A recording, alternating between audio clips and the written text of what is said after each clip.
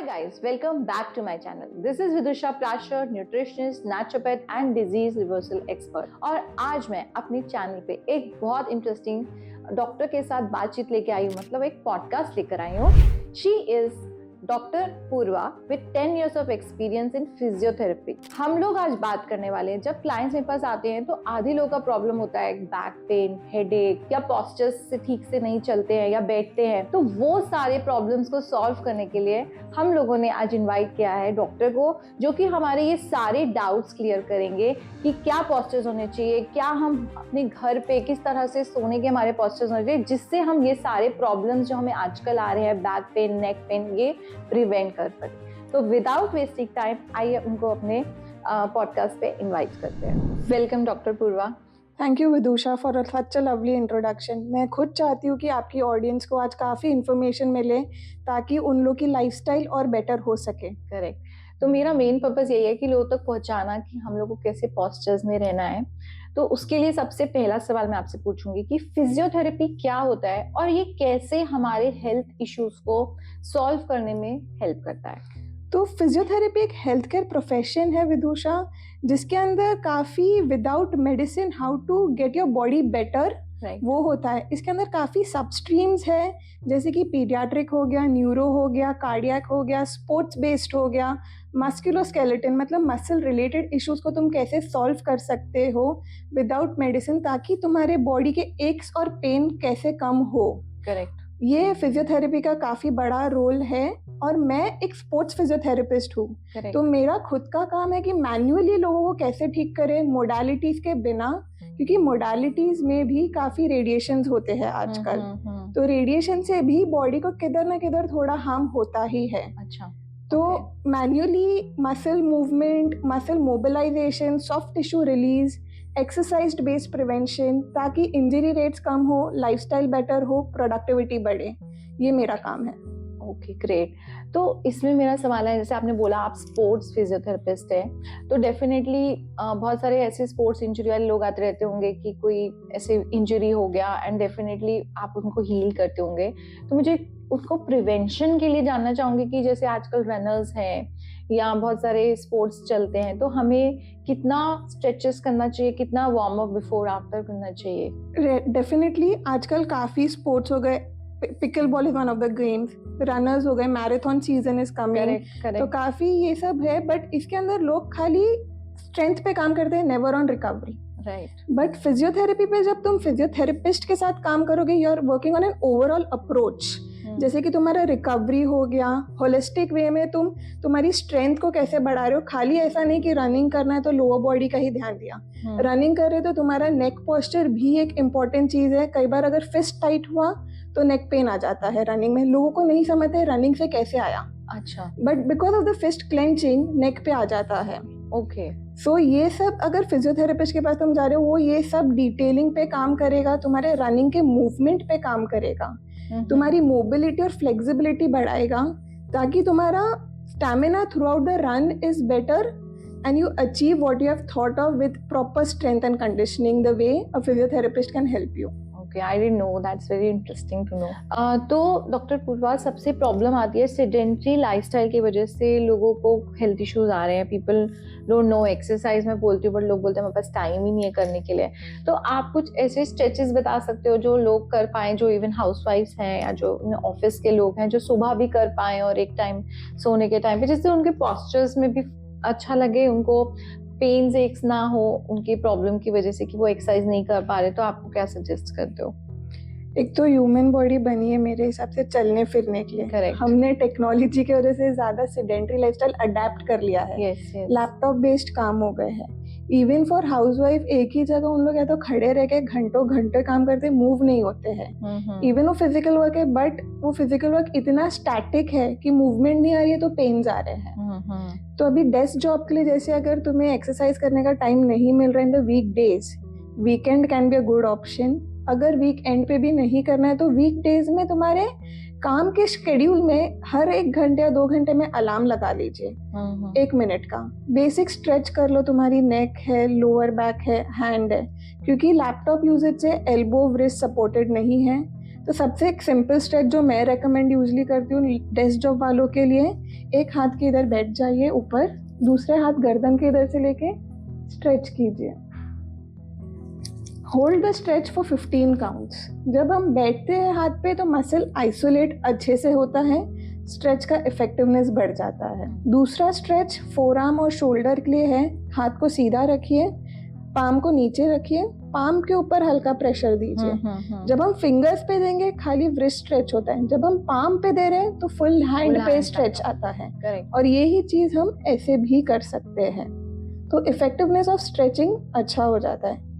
अभी हाउसवाइफ भी अगर किचन में या कोई भी घर के काम एक कंटिन्यूसली खड़ी है 1-2 घंटा, तो दोनों पैर के ऊपर वापस वेट बेरिंग बराबर नहीं हो रही है। करेक्ट। या तो एक छोटा फुट स्टूल रख लीजिए, थोड़ी देर एक पैर उस पे फिर दूसरा पैर उस पे, ताकि प्रेशर और बैलेंस मेंटेन रहे और एकदम लोड नहीं आए लोअर बैक पे। एक ये तरीका, मतलब सिंपल लाइफस्टाइल चेंजेस जो एकदम आउट ऑफ द वे भी नहीं है एंड प्लस बजट फ्रेंडली भी है, इज व्हाट आई थिंक। अच्छा, एक और जो प्रॉब्लम इशू आता है लोगों का कि जब ऑफिस में वर्क करते हैं, तो जैसे आपने बताया डेस्क जॉब करते हैं तो नेक पेन भी होता है, बैक का पोस्चर्स भी मुझे लगता है लोग सही से नहीं बैठता है लैपटॉप के सामने।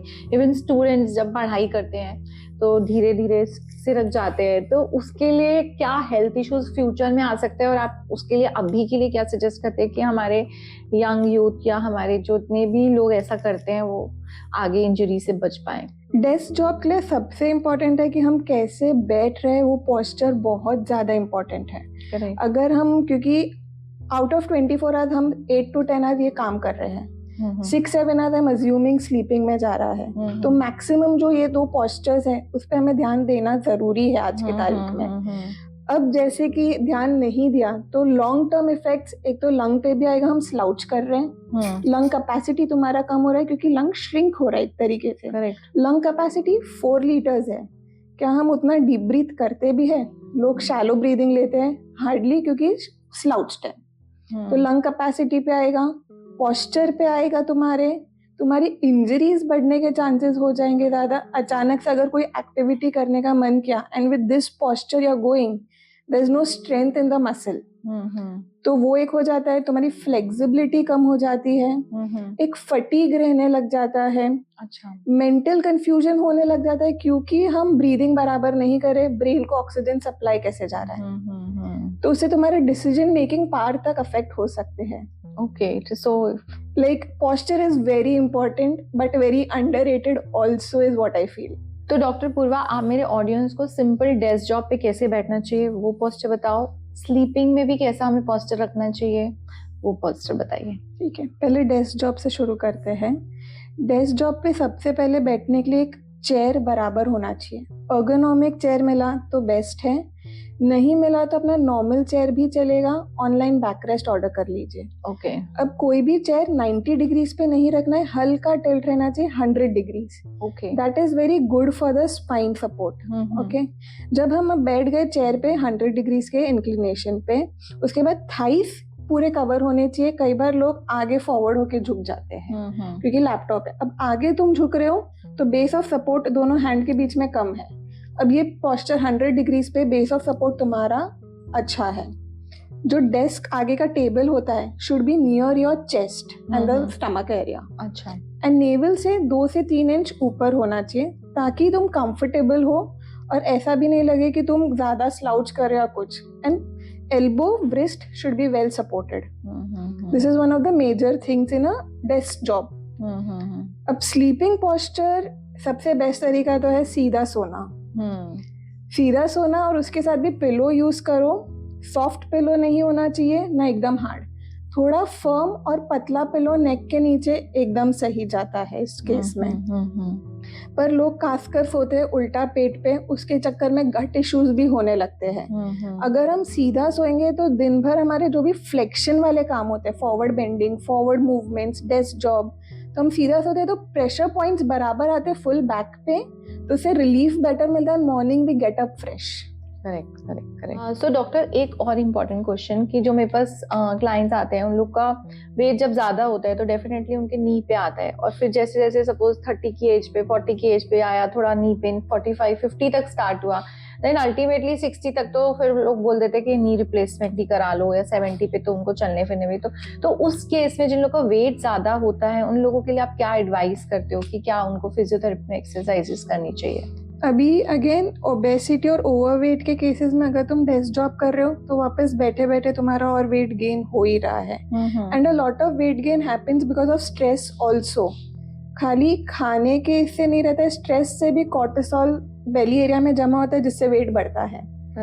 अभी सबसे सिंपल है, अगर नी पेन्स हो रहे हैं, चाहे वो कोई भी एज कैटेगरी के हो, अगर ओवरवेट वाले लोगों को नी पेन हो रहे हैं तो सिंपलेस्ट एक्सरसाइजेस, अगर स्विमिंग पूल एक्सेस है तो पूल के अंदर चलिए, घुटने तक पानी होना चाहिए। एक वो है, उससे नी को काफी डीलोडिंग मिलता है। एक वो, एंड सिंपल दूसरा है कि एक बैकवर्ड वॉकिंग कीजिए तुम। ओके, दिन भर की सब एक्टिविटीज फॉरवर्ड है, what are we doing for the back muscles? तो जब हम बैकवर्ड चल रहे इवन 7-8 minutes, it helps to use those muscles. और उसमें भी टू गेट मोर बेनिफिट, थोड़ा इंक्लाइंड सरफेस है या तो ट्रेडमिल को बाजू में पकड़ लीजिए, उसको इंक्लाइन करके फिर उस पे चढ़िए उल्टा, या अगर बिल्डिंगों में स्लोप है पार्किंग लॉट्स में, उधर उल्टा रिवर्स चलिए। तो उससे काफी deloading of the knee and back pain होते हैं, क्योंकि जो भी तुम्हारा वेट है उनटू ऑलमोस्ट 4 टाइम्स नी पे आता है। अच्छा, तो जब इतना वेट ऑलरेडी नी पे आ रहा है तो आप इमेजिन कर लो कि कैसे वो नी स्ट्रगल कर रहा है तुम्हें मूव करने के लिए। करेक्ट। तो वो सब चीजों का ध्यान देके सिंपल चीजें हैं जो हम लाइफस्टाइल में ला सकते हैं ताकि इम्प्रूवमेंट हो जाए। करेक्ट। और ये कायरो प्रैक्टिस होती है और फिजियोथेरेपिस्ट में क्या फर्क है? तो फिजियोथेरेपी एक बहुत ब्रॉड अम्ब्रेला है। कायरोप्रैक्टर खाली मेनली स्पाइन्स के ऊपर काम करता है, स्पाइन या जॉइंट एक्सट्रीमिटीज, और वो भी उसका एडजस्टमेंट करता है। फिजियोथेरेपिस्ट मसल है, लिगामेंट है, जॉइंट है, फिटनेस है, रिकवरी है, सब पे ओवरऑल काम करता है, पोस्चर है।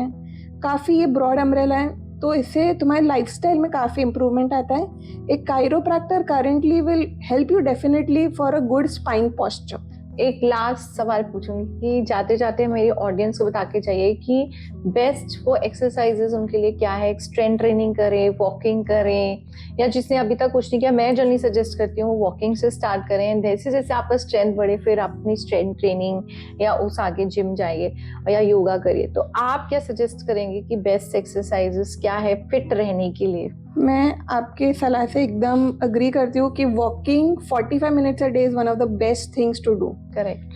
अगर वॉकिंग नहीं हो रहा है, and this walking is apart from your day to day activity, right, walking के अलावा एक स्विमिंग काफी अच्छी एक्सरसाइज है। स्विमिंग से फुल स्पाइन पे काम होता है, एंड आजकल जिस हिसाब से नेक पेन बैक पेन हो रहा है, spine is most affected. Correct. Swimming के अंदर entire spinal muscles are used. और मैंने एक और चीज देखी है, जो बच्चे भी होते हैं या बड़े भी होते हैं, अपना मोबाइल भी गलत तरीके से पकड़ते हैं और मोबाइल पे भी गलत तरीके से अपना नेक रखते हैं, जिनको बच्चों पे भी ये प्रॉब्लम होती है। तो बच्चों के लिए कोई नेक एक्सरसाइजेस जो बेस्ट अगर हो सके पॉसिबल, आईपैड हो, मोबाइल हो, लैपटॉप हो, तो आई लेवल पे स्क्रीन रखिए। आई लेवल पे स्क्रीन रखा तो इट इज बेटर। तुम ऐसे नीचे झुके हो तो पूरा स्कल का वेट नीचे आ रहा है। करेक्ट। तो कितना वेट तुम बढ़ा रहे हो गर्दन पे। गर्दन is supposed to move, not to be static. So thank you so much Dr. Purva for this beautiful insights. ये जो आपने इतनी सारी टिप्स दिया, ये मेरी ऑडियंस के लिए आई एम श्योर बहुत बहुत ज्यादा यूजफुल होने वाली है। तो thank you so much for coming to our channel. Thank you Vidusha for having me here. It was lovely. Thank you.